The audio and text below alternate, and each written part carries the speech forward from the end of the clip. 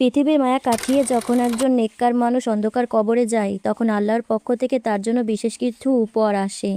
আজকের ভিডিওতে আমরা সেই উপহারগুলো এবং শান্তিময় জান্নাতের আপ্যায়নের কথা জানব। ফেরেশতাদের প্রশ্নের সঠিক উত্তর দেওয়ার পরপরই মুমিনদের কবরটি জান্নাতের একটি প্রশস্ত বাগানে পরিণত হয়। জান্নাত থেকে তার জন্য আসা হয় নূরের পোশাক এবং ফল, যা দুনিয়ায় কেউ কোনোদিনও দেখেনি। এমনকি তাকে হাউজে কাউসারের পানিও পান করানো হয়, যার পর তার আর কোনো তৃষ্ণা লাগবে না। আসলে আমাদের আজকের নেক আমলই নির্ধারণ করবে কালকে এই কবরের জীবন।